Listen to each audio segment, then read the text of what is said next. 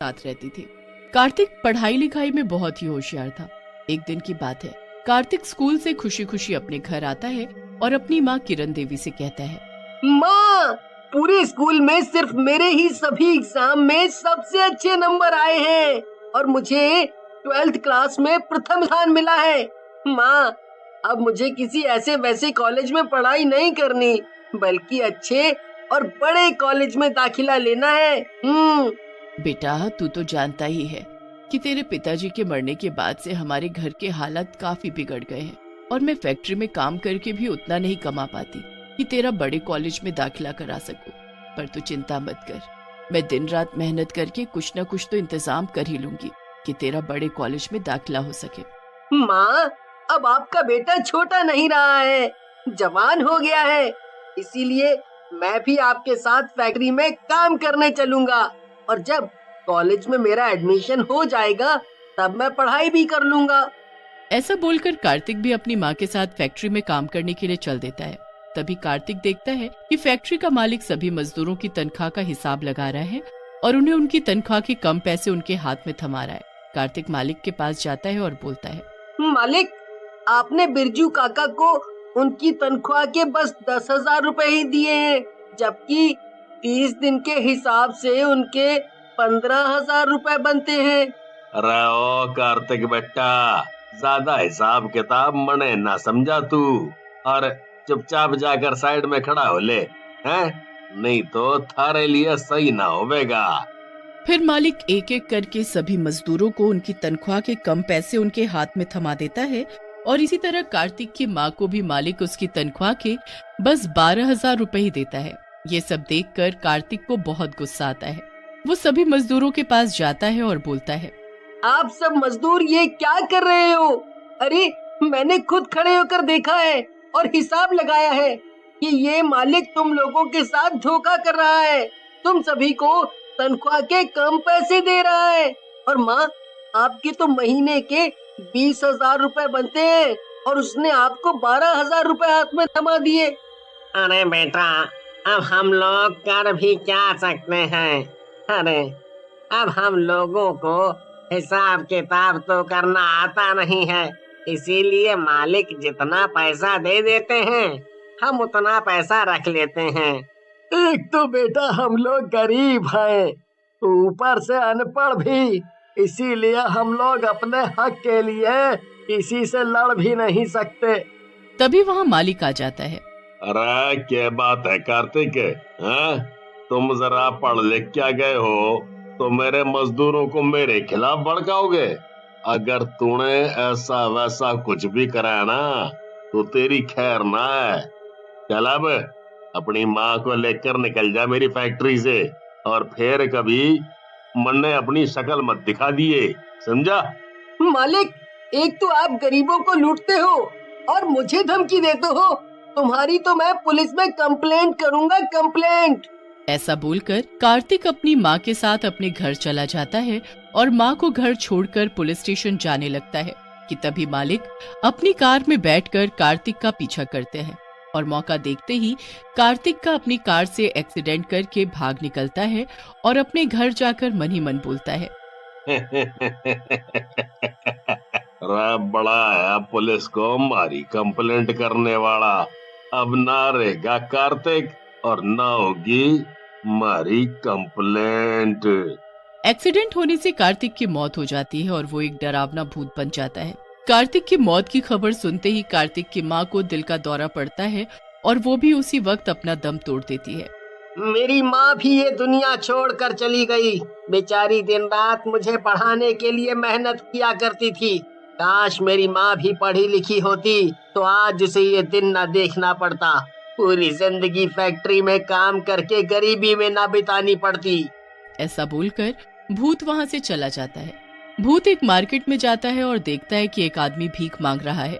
उसी के पास एक औरत ने सब्जी का ठेला लगाया हुआ है। भूत गायब होकर उस सब्जी वाली के पास जाकर खड़ा हो जाता है। तभी उस सब्जी वाली के पास एक आदमी सब्जी लेने आता है। ओ सब्जी वाली, मुझे 1 किलो भिंडी, 1 किलो आलू और प्याज, टमाटर और खीरा तो देना जरा। सब्जी वाली जल्दी से सारी सब्जी तौलकर उस आदमी को देती है और सब्जी के पैसे जोड़ने लगती है। तभी सब्जी खरीदने वाला आदमी उस औरत को 400 रुपए हाथ में थमाता है और बोलता है, ओहो, अरे हिसाब लगाने में कितना टाइम लगा रही हो बहन। ये लो, तुम्हारी सब्जी के 400 रुपए बनते हैं। नहीं साहब, मुझे लगता है कि आपका हिसाब गलत है। मेरी सब्जी तो 500 रुपए की हुई है। ओ, हिसाब लगाना आता नहीं और मुझे बोलती है कि मैं तुझे कम पैसे दे रहा हूँ। चल अब पकड़ अपनी सब्जी के 400 रुपए। हाँ। ऐसा बोलकर वो आदमी सब्जी लेकर वहाँ से चला जाता है। भूत ये सब देखकर बड़ा हैरान होता है और वहाँ से चला जाता है। और जैसे ही रात होती है तो भूत गरीब और अनपढ़ लोगों को उनके घर से गायब करके अपने साथ ले आता है। सभी लोग अपने आप को एक सुनसान जगह पर इस तरह से अचानक देखकर काफी घबरा जाते हैं कि तभी उन सभी को अपने सामने एक डरावना भूत दिखाई देता है।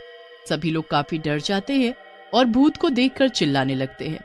भूत उन सभी से कहता है, तुम सभी को मुझसे डरने की कोई जरूरत नहीं है, क्योंकि मैं तुम्हें कोई नुकसान नहीं पहुंचाऊंगा, बल्कि मैं तो तुम सभी को शिक्षा देना चाहता हूं, क्योंकि आज दिन भर में मैंने देखा कि किस तरह से लोग तुम्हारी गरीबी और अनपढ़ होने का फायदा उठाते हैं।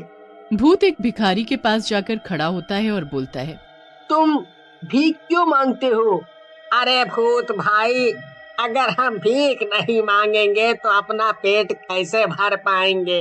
अब हम पढ़े लिखे तो हैं नहीं और ना ही हमारा कोई घर बार है, तो आप ही बताओ कि भीख ना मांगे तो क्या करें जिससे हम अपना पेट भर सकें?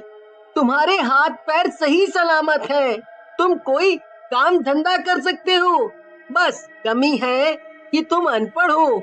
पर आज से मैं तुम सभी को पढ़ाऊंगा ताकि तुम गरीबी से ऊपर उठ सको और अपने हक के पूरे पैसे तुम्हें मिल सके।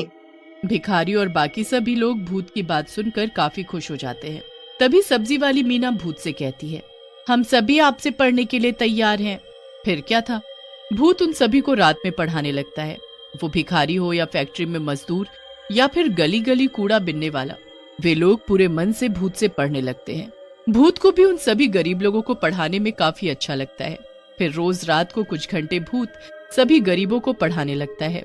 इस तरह सभी गरीब लोगों को पढ़ाते हुए भूत को कुछ समय बीत जाता है।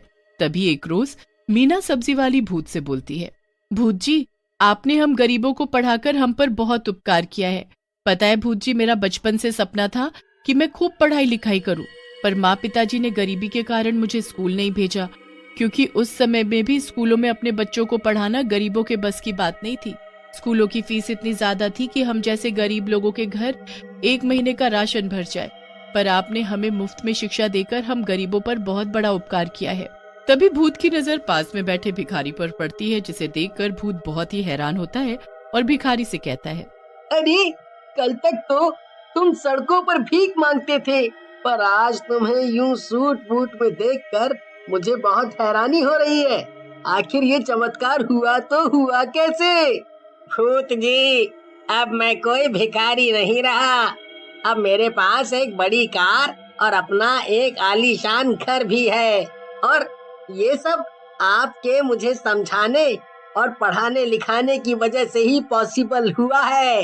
ये तो बहुत ही अच्छी बात है। अब लगता है तुम सभी को पढ़ा लिखा कर मेरी आत्मा को भी शांति मिल जाएगी। भूत जी, शांति तो आपको तभी मिलेगी जब आप हमारी फैक्ट्री के मालिक शिवादास यादव से अपनी मौत का बदला ले लोगे। हाँ, ये क्या बोल रहे हो तुम? मुझे उस शिवादास यादव ने मारा है जिसकी फैक्ट्री में मेरी माँ काम किया करती थी? जी भूत जी, एक दिन हमने मालिक को किसी से बात करते सुना था कि उन्होंने